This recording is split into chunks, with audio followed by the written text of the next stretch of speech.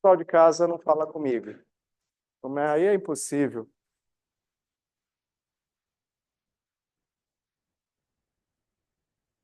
Ó, pessoal de casa, bom dia a todos. Eu vou voltar aqui rapidamente, porque eu estava com o microfone no mudo, e vou fazer a pergunta que eu fiz para eles e vou pedir para vocês jogarem aí no chat a resposta.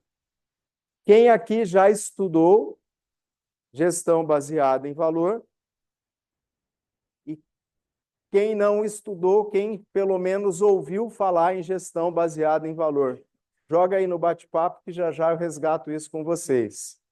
Tá bom? Então, hoje eu começo gestão baseada em valor e na semana que vem o Leandro termina o módulo falando da ferramenta de valuation. Então, coloquem aí se já viram, se já ouviram falar, se já estudaram, para eu saber como que a turma está chegando para esse módulo.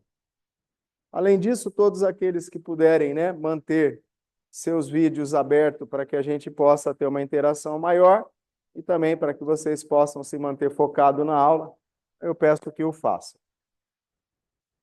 O que a gente vai ver durante, ou melhor, quais são os objetivos desse módulo? Os objetivos é entender para que serve uma valuation, as ferramentas e as técnicas utilizadas para que a gente determine o valor justo de uma empresa. Quando a gente vai colocar uma empresa à venda, vai vender parte dela, vai ter a entrada de um sócio, se a gente não consegue chegar no valor justo, complica a negociação, vai dar conflito. Entender também a importância e as diferenças entre a gestão que foca no valor da empresa, e valor que eu me refiro é o valor, né, de compra e venda de uma empresa, e uma gestão convencional que foca somente em vendas em lucro. E a gente dizia há um tempo atrás que o lucro era a última linha de uma empresa, né? A última linha. E não é. O lucro é quase que o começo da história. E vocês vão ver, vão entender com o módulo de hoje, provavelmente no encontro da semana que vem, mas se der tempo já vou entrar nisso, fazer uma pequena introdução na parte do Leandro. E depois entender também como que as decisões estratégicas, que são aquelas de grande impacto, de longo prazo, impactam na criação ou na destruição do valor de uma empresa. Decisões estratégicas, eu dei o exemplo, quando eu compro uma máquina, essa máquina é uma decisão operacional. Agora, se essa máquina altera as características do produto e altera, por exemplo, o público-alvo que eu vou atingir, deixou de ser operacional e passou a ser uma decisão estratégica. O que a gente vai ver para atingir esses objetivos? Então, nós vamos falar dos propósitos de uma valuation, ou seja, para que serve uma valuation, as diferenças, ou melhor, as diferentes visões de valor, os métodos de valorização, a gestão baseada em valor são os assuntos. Então, eu vou falar desses 3 primeiros itens e o Leandro vai falar do método de valorização e vocês vão sair daqui, no mínimo, com condições de estudar o assunto. Porque é um assunto complexo, a valuation. Quando se coloca em prática, tem bastante dúvidas. Então, só para vocês entenderem, né? Esse é um trabalho, foi o último trabalho que a gente começou a fazer pelo escritório. Agora eu não sei precisar em que ano a gente começou a fazer valuation, pois eu consigo levantar isso, mas quando a gente resolveu fazer valuation, a gente deve ter impresso aproximadamente umas 1.000 páginas de conteúdo de internet só para poder se situar no assunto. Saber que livro comprar, que curso fazer. Então, depois disso, a gente fez 2 cursos de valuation.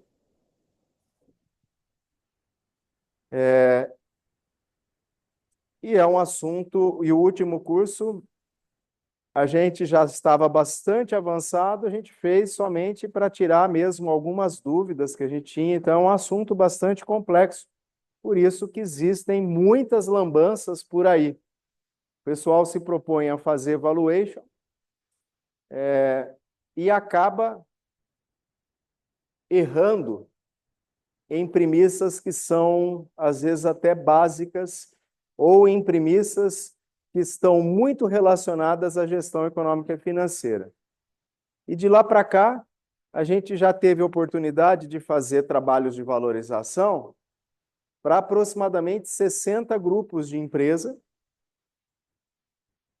que se estende a umas 250 unidades de negócios. Então, essa é a nossa experiência que vamos compartilhar aí um pouco dela com vocês nesses 2 sábados. Vamos ver aqui o pessoal. Rodolfo já ouviu falar, Fernando já ouviu falar, mas não recorda da aplicação. Ok, obrigado aí pela participação.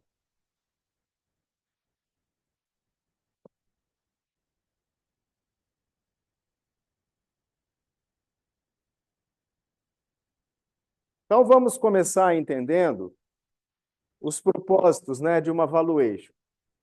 Então, um deles, né, e talvez o mais usual, o que mais ocorre, é a definição do valor justo de uma empresa.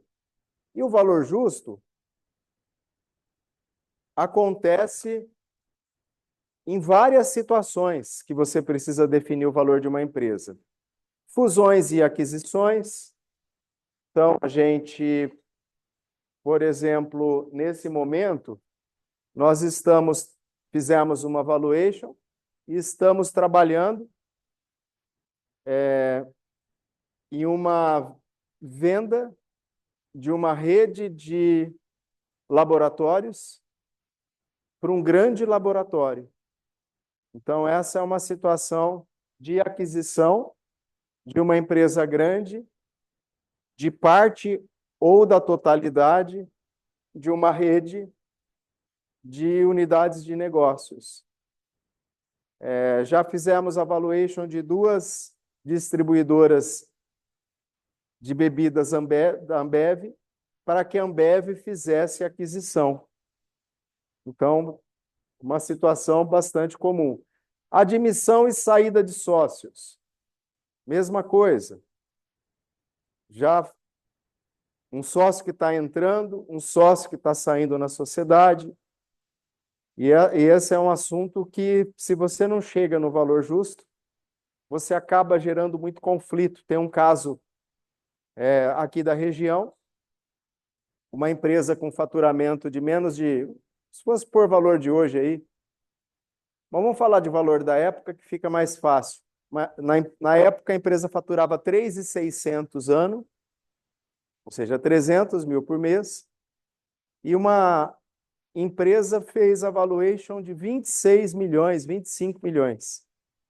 Não precisa nem ser especialista para saber que uma empresa que fatura isso não vale 26 milhões. Tinha erros, tinha créditos tributários de uma empresa do lucro real aplicado numa empresa do simples.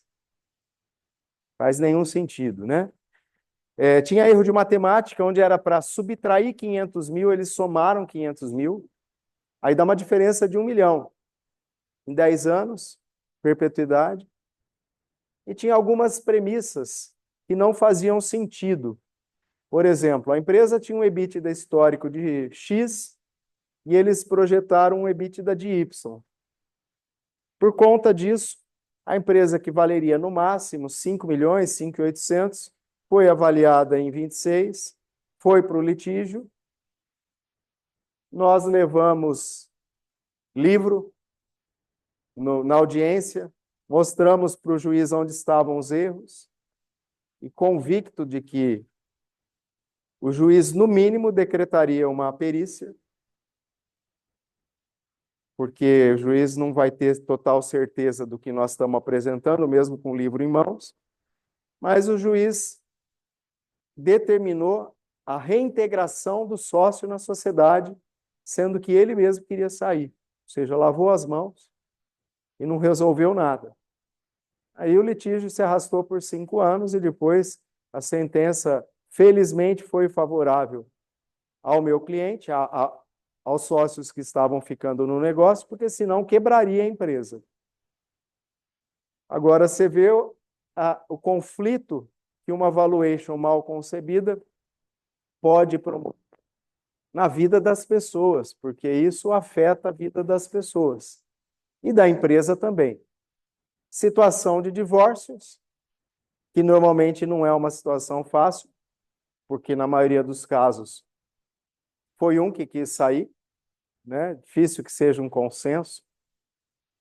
E às vezes você tem que avaliar, acho que a situação mais desafiadora foi 2 valuations que a gente fez por uma situação de divórcio, em que a esposa, ou melhor, a esposa tinha uma empresa pequena, o marido uma empresa grande. O marido quis a separação.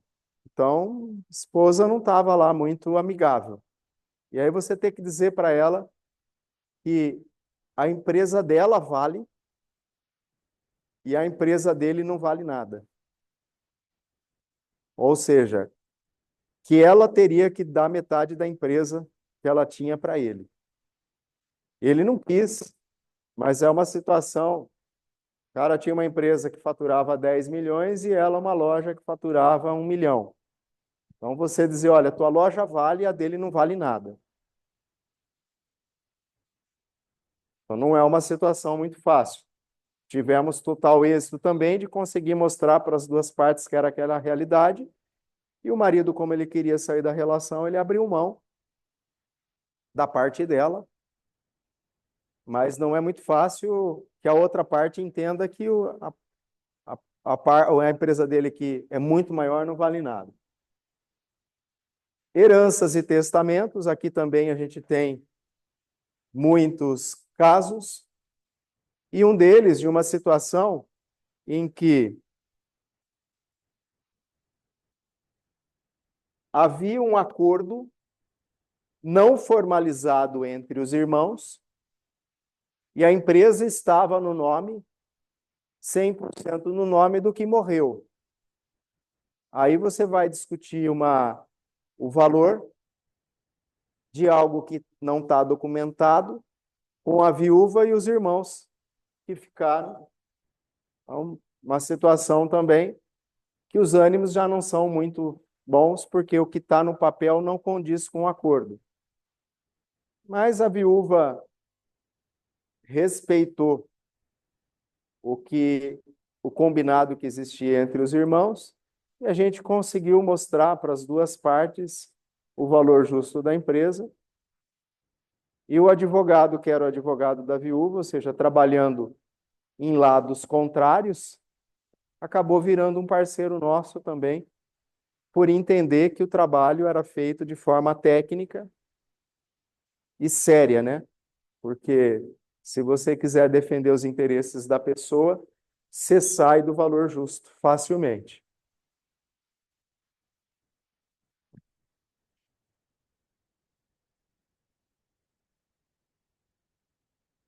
Para o comprador, o que significa para o comprador um trabalho de valuation?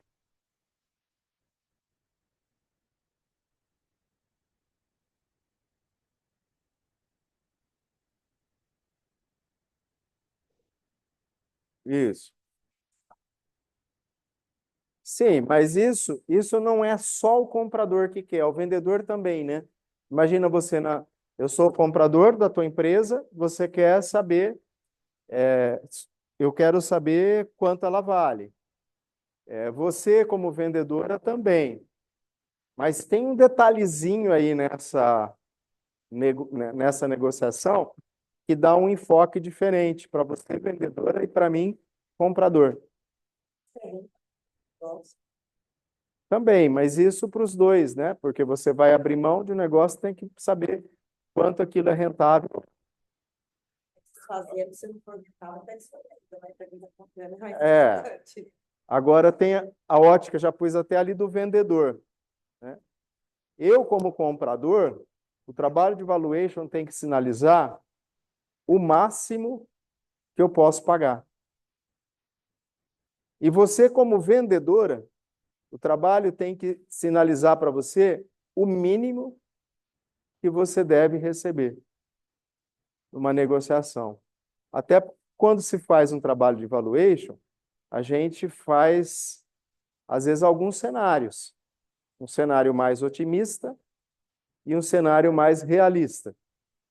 Então, para quem quer comprar, representa o máximo que ele pode pagar. Para quem quer vender, o mínimo que ele tem que receber. E aí é legal, porque às vezes você brinca aí com os números dessa maneira. Exemplo, um cliente nosso queria comprar uma empresa similar a dele em Marília. A dona da empresa lá pedia 5 milhões. Nós fizemos uma valuation, deu 3 milhões e 600. Só que nós fizemos um cenário da empresa na mão dele. Ele não ia precisar de ADM, por exemplo. Corta-se todo o ADM. Ele não ia precisar de todo o comercial. Corta-se parte do comercial que tem lá. Tem sinergia. Então, na mão dele, a empresa valeria 4,5. Aí ele acabou negociando a empresa por 4,200. Ele, com um trabalho de 3,600, mostrou para ela que não valia 5. Mas ela sentou em cima do valor, também não aceitou 3,600. Então, o que a gente conseguiu com isso? Mostrar para ele o máximo que daria para ele pagar, contemplando a empresa na mão dele. E aí, nesse caso, o que aconteceu? Ele melhorou, foi melhorando a oferta. E para ela, o trabalho representou o mínimo que a empresa valia. Uma outra situação interessante. Essa é muito interessante. Um cara queria sair da sociedade de uma indústria, aqui da região, e nos procurou porque eles chegaram a um valor de 50 milhões. E aí ele falou, Adriano, eu já estudei esse assunto, tentei sozinho, mas não tenho a mínima competência de saber se vale 50 ou não, e estou inseguro para sair com 25 milhões. Isso já tem uns 10 anos, tá? Só para vocês terem ideia do valor, né, no tempo.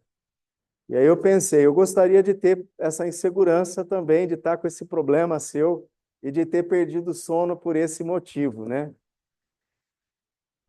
Ele falou, eu não sei se vale mais, eu estou saindo perdendo, se de repente não vale isso, eu estou lesando o meu sócio, porque sou eu que quero sair da sociedade. Então, eu queria o trabalho de valuation. Quando a gente fez o trabalho de valuation, nós chegamos num número perto de 100 milhões, de 90 a 95 milhões. E isso, o sócio que queria sair apresentou o trabalho para outra parte, e a outra parte falou, olha, eu não quero sair do negócio, mas eu também não compro, não pago 45 milhões, 47,5 na tua parte. Ele falou, então eu vou arrumar um investidor para comprar minha parte. E aí o outro sócio não tinha o que fazer, ou ele comprava, aceita, porque o outro queria sair.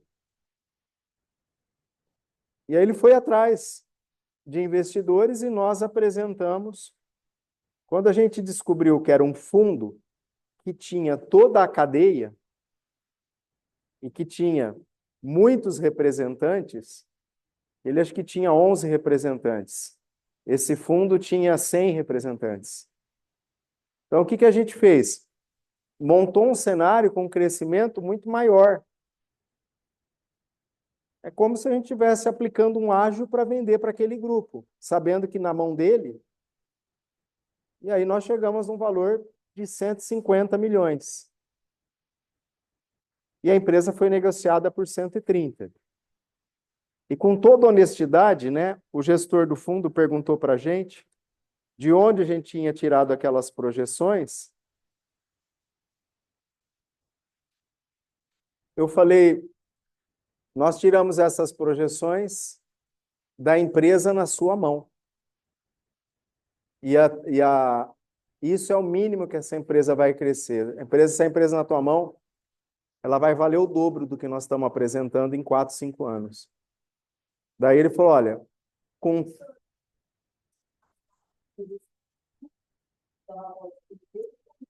Na verdade, assim, o trabalho, o valor é feito. Eu vou responder parte disso depois de um trabalho que a gente vai fazer para não estragar o trabalho, tá? Então, eu vou dar só metade da resposta para você. Aqui eu estou falando só de taxa de crescimento do faturamento. Estou falando só de quanto ela vai crescer. E aí a gente pôs uma taxa de crescimento que ela não tinha histórico para isso. E ele falou, olha, de onde você tirou isso? Eu tirei que você tem toda a cadeia produtiva na tua mão, está faltando essa peça do quebra-cabeça. Então, para você, você tem toda uma estrutura de vendas que é muito maior que a da empresa. Aí ele falou, então quer dizer que vocês estão cobrando ágil para vender a empresa para mim? Eu falei, não chamaria de ágil, que é uma palavra que pode ter um sentido pejorativo. Nós estamos entendendo que essa é uma empresa muito valiosa para você e que vale muito mais para você do que para a gente. E aí eles não pagaram 150, mas pagaram 130. E, de fato, era uma empresa que em 5 anos iria estar valendo 300 milhões. Tá? Agora, quando eu vou projetar o crescimento, eu olho histórico ou olho para frente. Quer dizer, as duas coisas, olho histórico e olho para frente. Depois o Leandro vai falar sobre norteadores de crescimento, né? Decisões de vendas. Eu posso fazer uma valuation ou almejar um determinado valor numa decisão de venda. Nós temos um cliente que fez a primeira valuation quando a empresa faturava 3.600 ano. Esse ano acabou de bater 7 milhões. Projeta quase 10 agora para 2025. Esse ano que eu digo é 24, tá? Eu estou em 24 ainda, só apresentei um DRE de janeiro de 25. Então, esse ano para mim é 2024 ainda. 2025 projeta perto de 10 e ele fez a primeira valuation com 3.600 de faturamento. Deu 5 milhões e pouco. E ele quer vender parte da empresa quando atingir 30 milhões. Então, o que ele pediu? Quanto eles têm que faturar com essa dinâmica para a empresa valer 30? Então, nós fizemos a realidade atual, a realidade almejada. E agora nós vamos fazer uma nova valuation, já com esse crescimento que ele teve em 2 anos. É um caso, tem vários, tá? De empresários que estão focados em vender a empresa. Tem um que eu encontrei ele querendo vender uma empresa por 300 mil, que valia pelo menos 1 milhão. O nosso trabalho tirou da cabeça dele e aquilo. E hoje ele está negociando a empresa. Nós não somos mais consultores, nós demos consultoria para ele por 15 anos. Nós não somos mais.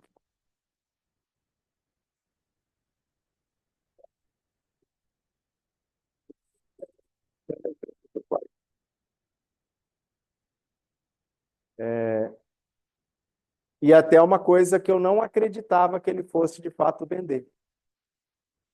E ele, pelo que eu ouvi falar, ele está vendendo parte da empresa.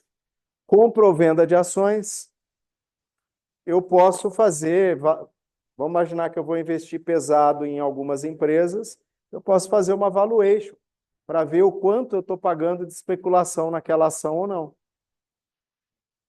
Às vezes, um fato pejorativo em relação à empresa desvaloriza as ações. Mas você vê que a empresa tem números que aquilo lá vai passar e ela vai recuperar rapidamente. Tá? E às vezes não precisa nem fazer o trabalho de valuation para ver isso. No governo Bolsonaro, teve um determinado momento que ele quis dar uma canetada na Petrobras. O dólar estava alto, pandemia, dólar alto naquele momento era 4, né? 4 e pouco, né? Combustível alto naquele momento era 4,90 também, né?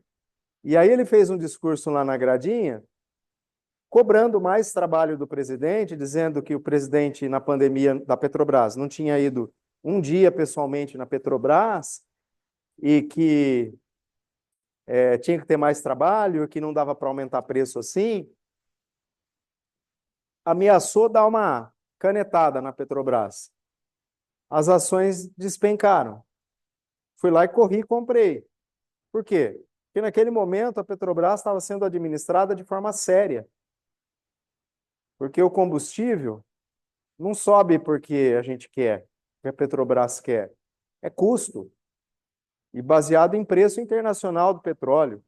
Essa história de que a Petrobras era autossuficiente, que a gente tinha petróleo, tudo balela contada pelo PT, e não é realidade. O petróleo que a gente tem é um petróleo que custa mais caro para refinar, não compensa. Então, você vende ele por 10, 11 dólares, sei lá por quanto está hoje esse petróleo, que é horrível, e depois você compra um petróleo muito mais caro que isso. Fica refém do preço internacional, porque esse petróleo é um petróleo que, se você for refinar, custa mais caro do que a gasolina pronta. Então, é esse cenário. Naquela época, a Petrobras era bem administrada. Perfil do governo da época não era um perfil de intervir numa empresa estatal. Muito pelo contrário, todas as empresas estatais passaram a dar lucro. Então, eu comprei e ganhei muito, ganhei acho que 20 e tantos por cento, 22% em pouco tempo e vendi, porque não é minha praia, mas aquilo era muito certo, que a empresa era uma desvalorização especulativa, que a empresa valia mais. E o último propósito, não menos importante, é a gestão baseada em valor.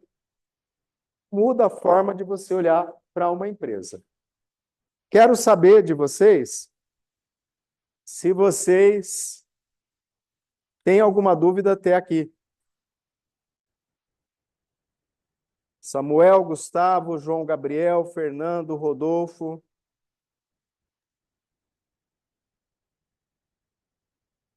Sem dúvida, tranquilo? Tranquilo, professor. Oi? Tudo certo. Tudo certo, Rodolfo? Obrigado. Diga.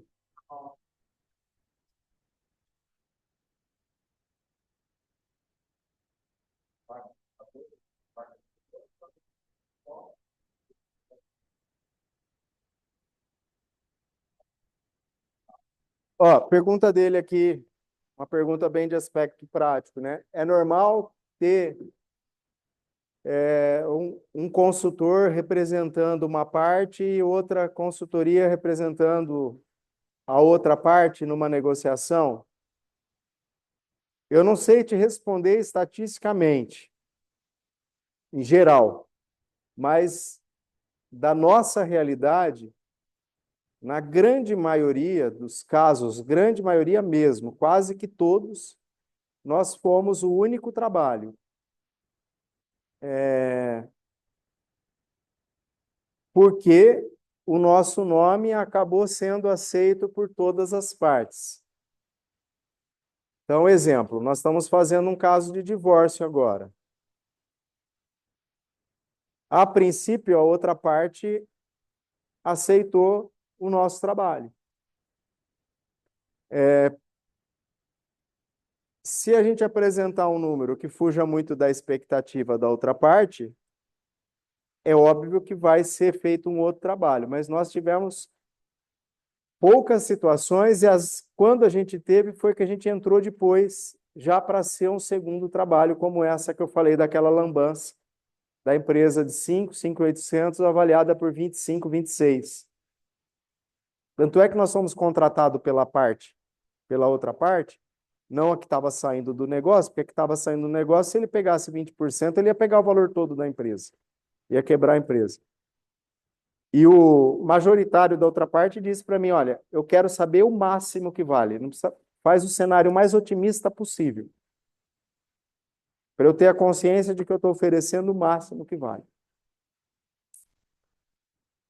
Então, em geral, as nossas experiências, nós somos um único trabalho.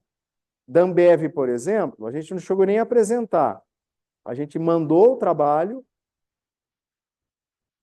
e quando a gente entrou em contato para agendar a apresentação, já tinha havido o acordo. Por quê?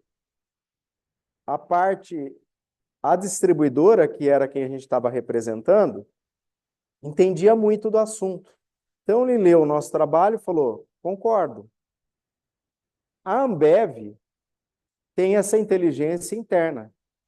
Os caras pegaram o trabalho, olharam para aquilo, falaram: concordo. Ou já tinham até feito a valuation deles, né? Então, esse caso a gente não sabe, mas na grande maioria das vezes a gente foi o único trabalho. Okay? Falando em trabalho, nós vamos fazer um trabalho agora. Nós estamos aqui em casa em 5, né? E aqui em 5, 8. Vamos ver como é que nós vamos dividir isso aqui. Bom, vocês eu vou pôr de casa, eu vou pôr todos numa sala, tá? 1, 2, 3, 4. Então, vocês estão numa quantidade maior, vocês vão fazer as duas primeiras perguntas, vocês de casa, tá? Vocês vão discutir a resposta das duas primeiras perguntas. E aí, depois, vocês três fazem da pergunta 3. Aí, vocês dois fazem da pergunta 4. E vocês três fazem da pergunta 5. Tá bom? Vocês vão buscar a resposta dessas perguntas. Eu vou dar aí 10 minutinhos. E depois vocês vão dizer para a gente em que resposta vocês chegaram, tá bom?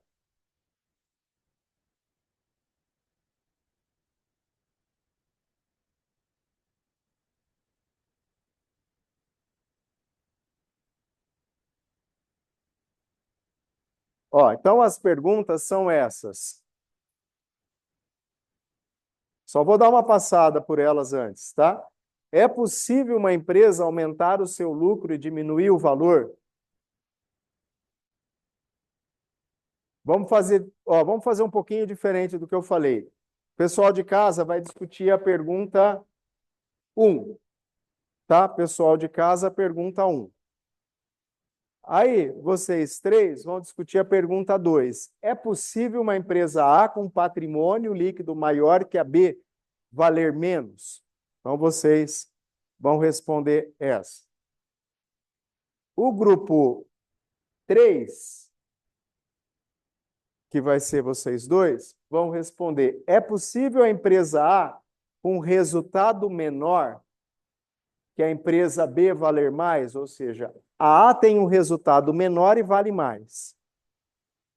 O grupo 4, que são vocês três aqui, vão responder: é possível uma empresa com histórico, com um passado recente, favorável, valer menos do que outra com histórico, com passado recente desfavorável? E todos os grupos vão responder a última pergunta também. O valor de uma empresa aumenta quando aumenta sua rentabilidade? Todos. Então, isso significa que o grupo de casa vai fazer a pergunta 1 e a 5, vocês que vão fazer a 2 vão fazer a 2 e a 5, vocês vão fazer a 3 e a 5, e vocês que vão fazer a 4 vão fazer a 4 e a 5. 10 minutos e a gente depois vem para essa discussão. Tá ok?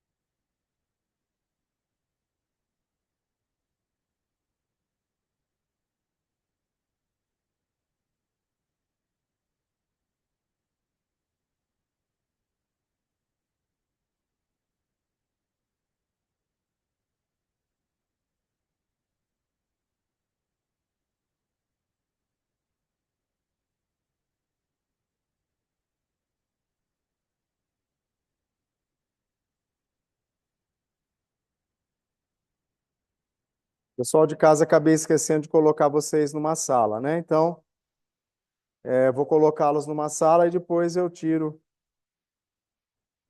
Deixa eu ver aqui.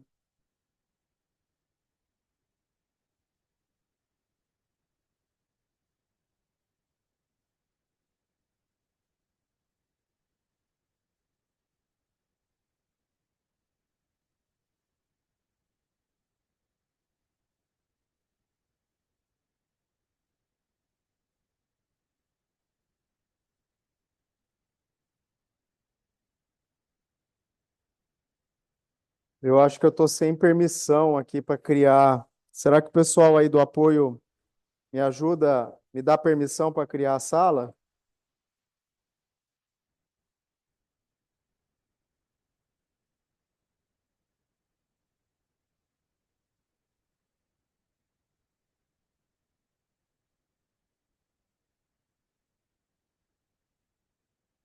Eu preciso estar como co-anfitrião.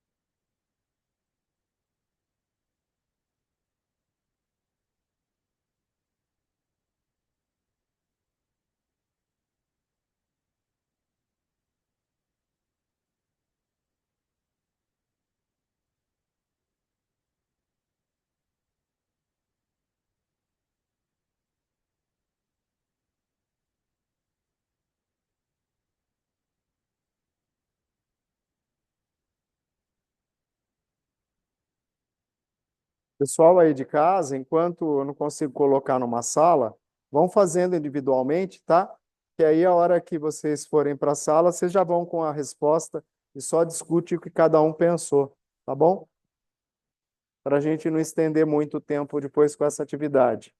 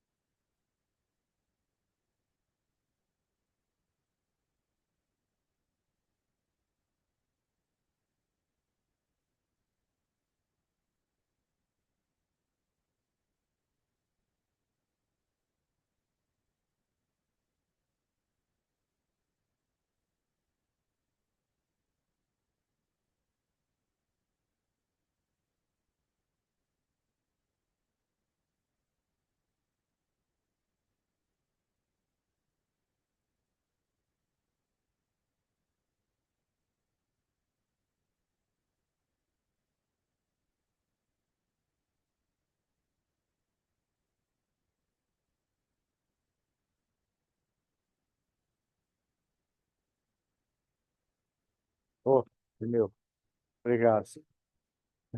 Não, chega na. Você morre de medo de chegar nessa idade, né?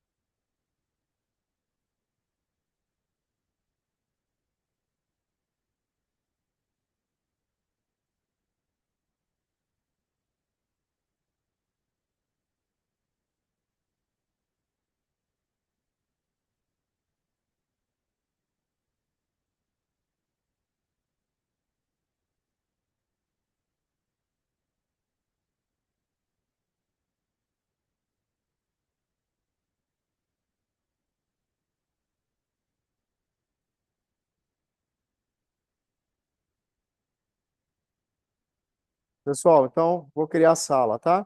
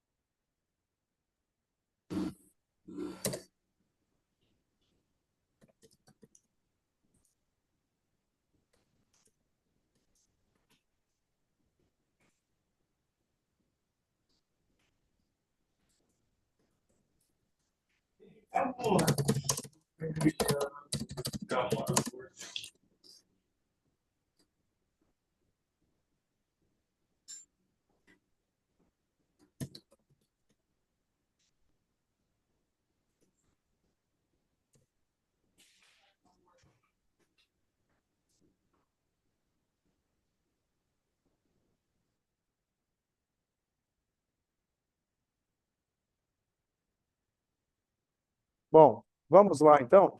É, aí o pessoal de casa, quem que vai falar? É possível uma empresa aumentar o seu lucro e ainda assim diminuir o seu valor? Quem que vai falar sobre esse aí? Fernando? Não, eu ia convidar, na verdade, os colegas aí, o Samuel, o Rodolfo, se quiserem falar o que a gente comentou, pode seguir, hein?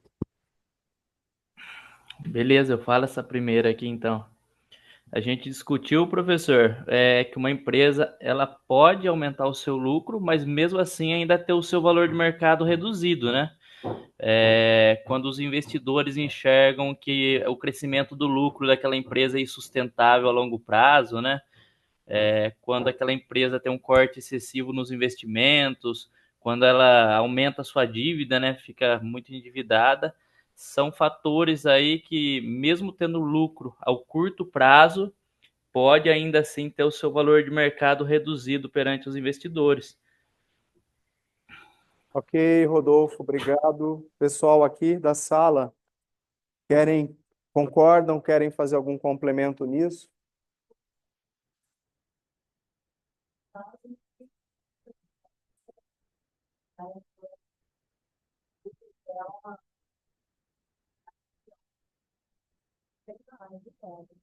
Repete aí para o pessoal que casa em Eu acredito que sim também, e acho que também pode estar associado à imagem. Às vezes uma empresa está tendo uma lucratividade boa e tal, mas não está sustentando a imagem dela, está trazendo uma imagem contrária do que o mercado está pedindo hoje, enfim. Ela colocou uma palavra antes do microfone, a que custo, né? É, isso. Vocês são parentes? Não. Não. A gente veio evitar hoje. Acho que isso. Mais algum complemento? Não? Existe um fator aí importante para se complementar nessa resposta, que o valor de uma empresa, ela não é, ele não é calculado, até pode ser com base em múltiplos de lucro, mas se você fala de uma visão financeira, ele é calculado a partir do fluxo de caixa livre da empresa. O que isso representa? Pode ser que a empresa aumentou o lucro, mas diminuiu o fluxo de caixa livre. Por quê? Para aumentar o lucro, tem que haver um reinvestimento mais que proporcional ao aumento do lucro, tanto no giro, capital de giro, quanto na estrutura. O grupo lá de casa soltou esse elemento da questão dos investimentos, porque o valor não é pautado no lucro, e sim no fluxo de caixa livre da empresa, que considera investimento no giro e na estrutura. Então, às vezes, ela aumentou, e não é nem um custo de imagem, de reputação, mas aumentou graças a um reinvestimento pesado, tanto na estrutura quanto no giro, ou em um dos dois, que consumiu, que tornou o fluxo de caixa livre menor, consequentemente, com um valor menor. Tá? Já deu o nosso sinal, mas vamos terminar esse exercício? A segunda pergunta, e aqui é um grupo da sala, né? E o grupo aí de casa também fica à vontade para participar também e comentar a resposta deles, né? É possível a empresa A com patrimônio maior, por exemplo, a empresa A com patrimônio de 20 milhões, valer menos do que a B. Quem vai falar? Assim, a gente o que a gente pensou? A gente pegou dois exemplos de empresas do mesmo setor e tentou meio que concretizar, assim, colocar na nossa. A gente pegou, por exemplo, Toyota, que é uma empresa historicamente reconhecida como ser eficiente. Eu acredito que a Toyota, seus anos, dificilmente ela trabalha tendo prejuízo, então seu patrimônio líquido ela vai sempre crescendo. E a gente pegou, por exemplo, uma empresa Tesla, que, ó, que não sei ainda nem se ela se pagou hoje, o investimento todo que foi feito. Só que na nossa concepção, como a empresa, assim, ela, talvez a Tesla, ela tem mais uma perspectiva de futuro, hoje, a gente vê que ela até fez umas pesquisas assim, dela ter um valor de mercado maior do que uma Toyota. Então a gente pensa assim, beleza, eu acredito assim que, por exemplo, uma Toyota ela tem assim um patrimônio líquido hoje maior do que a Tesla por questões históricas, mas se eu fosse fazer, por exemplo, uma compra dessas duas marcas, eu vejo que pela questão futura, mercado, questão de ser pioneira, não sei se eles têm tipo patentes, royalties, que às vezes outras empresas montadoras vão ter que, às vezes, até meio que pagar eles, faz sentido essa uma empresa como essa valer mais do que essa outra que tem esse patrimônio líquido maior. Então foi um jeito da gente tentar meio que desenhar na mente.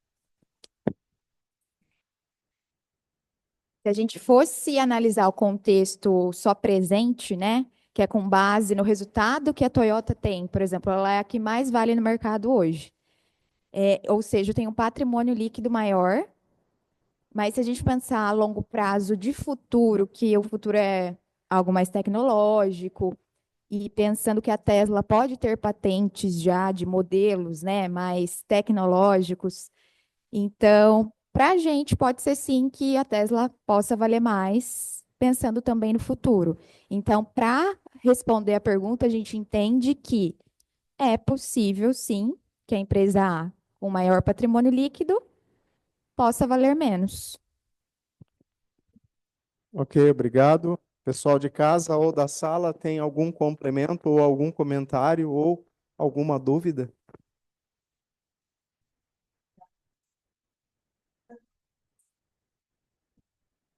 O patrimônio líquido é a diferença entre bens e direitos e obrigações, é o saldo patrimonial capital dos sócios. Esse patrimônio líquido, ele é determinado por quanto foi aportado no começo da empresa e até em outros momentos, mais o acúmulo de todo o lucro da empresa que não foi distribuído ao longo da sua história. Então ele representa muito mais o que aconteceu no passado e o valor da empresa pela técnica financeira, ela está representada pelo que há de perspectiva de futuro, né? Então, como eles disseram, esse é o ponto.